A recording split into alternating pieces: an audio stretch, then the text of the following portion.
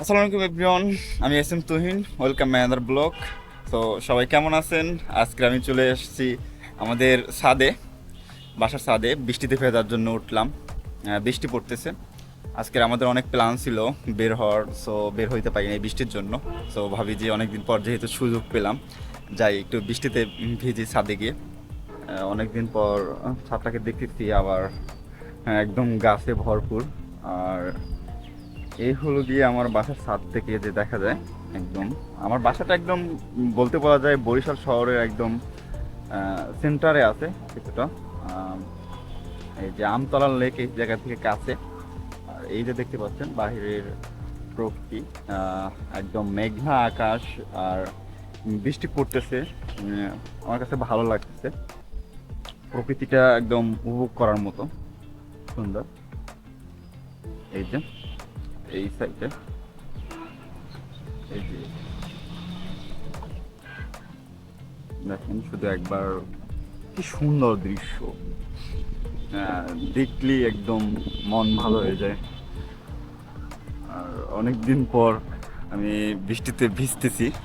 বৃষ্টি পড়তেছে মোটামুটি, একদম বেশিও না আবার কমও না। তো অনেক ভালো লাগতেছে, অনেকদিন পর বৃষ্টিতে ভিজতেছি। আর ওরকম ছাদে ওঠা হয় না, আর বৃষ্টিতে ভেজাও হয় না। আর এই যে দেখেন, বাড়িওয়ালা আঙ্কেল যে ফলের গাছ লাগাইছে, এই যে ফল হয়েছে দেখতে পাচ্ছেন। অনেক সুন্দর। এটু একটা গাছে এত মানে যে ফল ধরছে, মানে আমার কাছে অনেক ভালো লাগতেছে যে ছাদেও এরকম ফল গাছ লাগানো যায়। এইটা মেবি মালটা হবে, মালটা। আহ, অনেক ভালো বড় হয়েছে, আর কিছুদিন পরই একদম পাইকা যাবে। আর এখন বৃষ্টির বেগটা আস্তে আস্তে বাড়তেছে।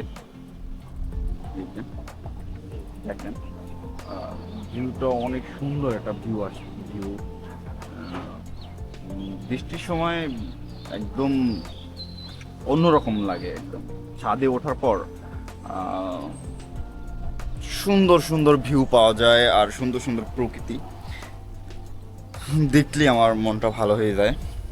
উম, আজকের বোরিং ফিল করতেছিলাম অনেক। বাইরে বৃষ্টি হচ্ছিল, মানে বের বের হইতে পারছিলাম না বাসা থেকে। আর আমাদের একটা প্ল্যান ছিল এক জায়গায় যাবো, সব কিছু ক্যান্সেল হয়ে গেছে এই বৃষ্টির জন্য। ভাবি যে যেহেতু বের হইতে পারি নাই, যাই ছাদে যাই, ছাদে যাই একটু দেখি শহরটাকে ভালোভাবে।